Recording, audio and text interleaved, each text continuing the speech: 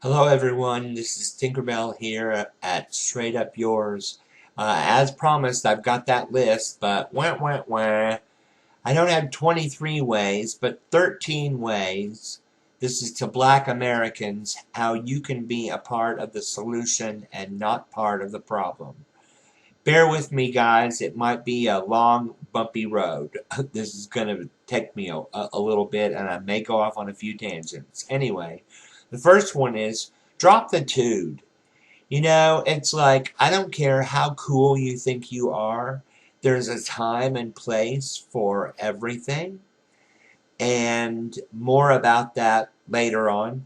But I'm just like, just try and be a freaking human being and put yourself in someone else's position or shoes and ask yourself, how does this person view me? What are they seeing when they look at me?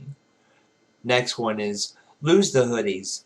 I'm sorry, guys, but if it's a fashion statement, I guess it is, was, whatever. I'm so totally over it.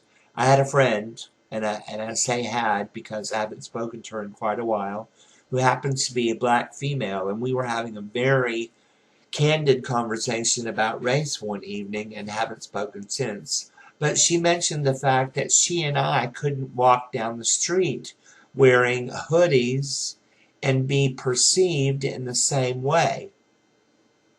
First of all, I'm thinking I probably wouldn't wear a hoodie. Not that I'm biased in any way, although they are a product of the hip hop culture, black subculture, I believe. But I'm not cold natured at all. I'm warm natured, so I don't usually need something that warm. But especially if it's the middle of summer during the day and it's 110 plus heat index and you have on a hoodie with a cap on and the hood up, I'm thinking you're a little off. Something's up there. Something's wrong with that picture. Next, be respectful. And that kind of goes along with the next one, and that is learn some manners. Please and thank you in case your mother or grandmother or auntie or a school teacher or a judge or someone didn't tell you, please and thank you go a long way. Be courteous. Treat other people the way you would want to be treated, and that is with some respect. Little side story here. I work, big surprise, I work at the mall, and I work at a kiosk in the middle of the mall, and oftentimes black people especially will walk by me, pass me by 15 feet, and look over their shoulder and ask me, how much? I'm thinking, that's not the best way to get the optimal response from me, first of all, in any situation. But is that the way you would want to be treated at your place of business? Next one is kind of basic. Obey the law. I've got to say that maybe it is a sad state of affairs, but the fact of the matter is that blacks, for whatever reason, a lot of wrong reasons, are under intense scrutiny right now in the United States. So if you don't use your turn signal or run a red light or run a stop sign or something as simple as enter a pedestrian walkway when there's someone in the walkway, which in downtown here is illegal. Even if you do something that simple and you're black, chances are better, probably, that you're going to get stopped. And then chances are more likely that things could escalate. So, just don't do stupid things. Don't be in a hurry. You know, be mindful of all those little things and just bear with us while we try and work this whole situation out. Next kind of goes along with the whole situation with the cop thing, and that is, don't be argumentative or belligerent to cops. You know, again, be respectful. Answer questions appropriately. Yes, sir, no, sir. Speak when you're spoken to. Do as you're told, no more and no less. No quick moves. You know, just don't give the cop a reason to get antsy or especially to be afraid in any way for his life, because that's when things are likely to escalate. Next is speak English. You know, I don't know what's happening to the English language in this country, but I personally am not happy with a lot of really commonplace things. I'm kind of appalled over such commonplace terms as like baby mama and baby daddy. I mean, whatever happened to the words illegitimate and bastard? When you look at the fact that 50% of the babies born in this country are born to unwed mothers, that's really a very high statistic. And I think maybe the religious right, instead of getting on the backs of the gays and lesbians and the transgenders, maybe they need to look at who else in their house is fornicating. Anyway, next is tell the truth, be honest, and don't bullshit. Don't bullshit me, but especially don't bullshit a cop. Again, you know, answer questions appropriately, yes or no, sir.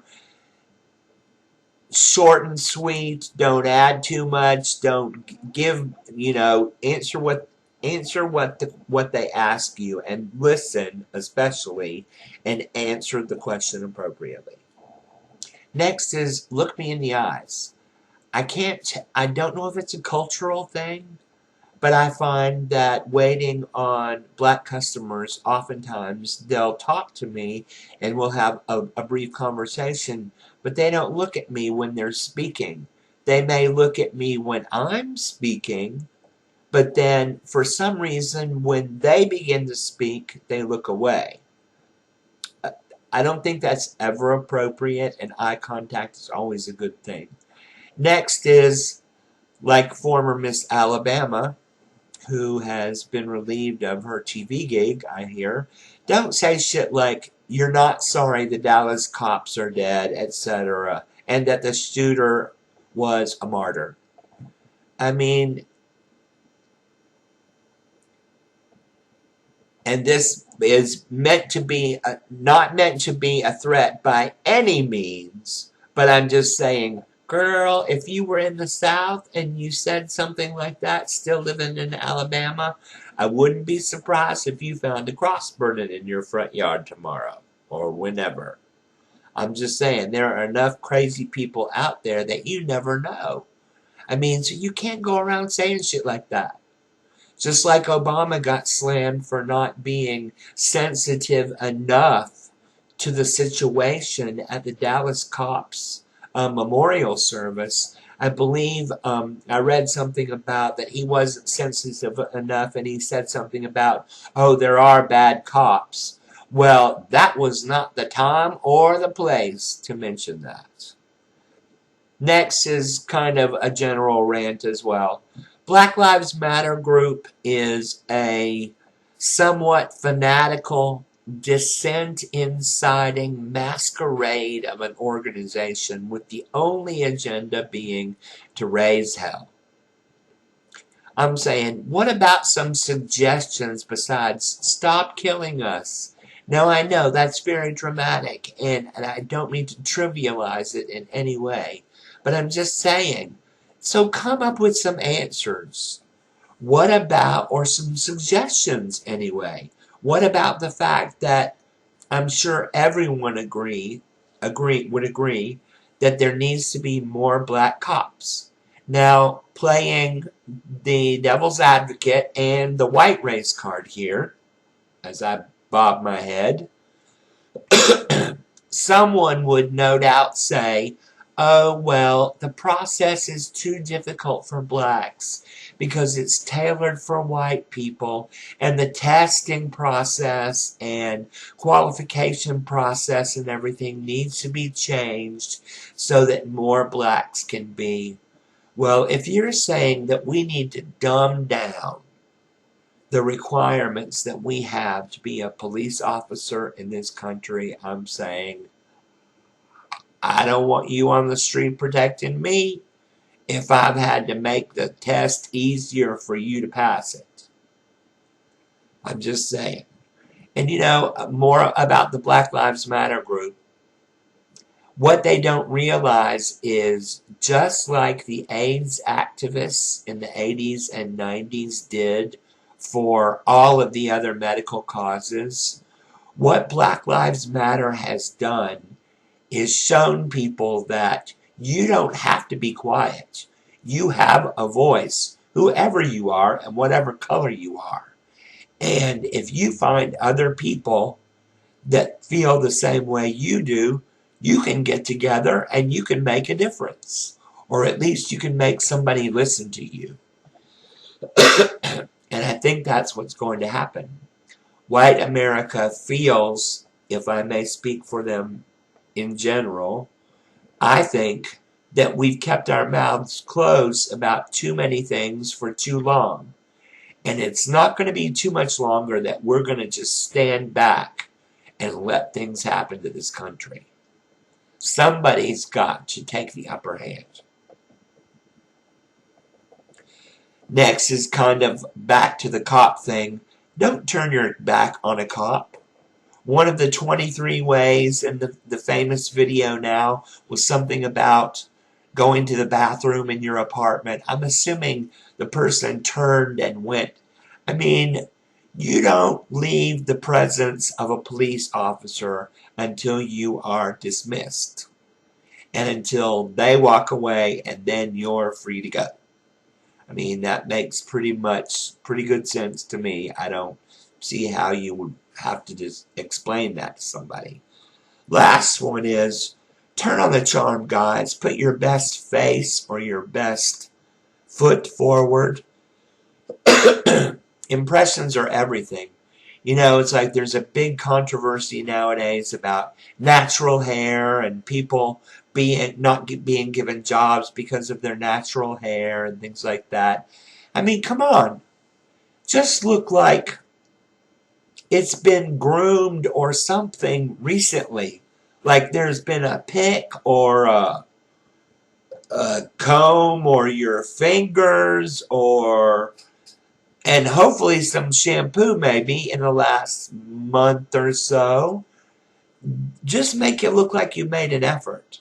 Don't just pile out of the bed and go to the mall with your drawers hanging and your ass showing. By the way, my thoughts on that, bottom line is, being a gay man, if your ass is showing, that means it's available. And by the way, if your cap is on backwards, that means you suck dick.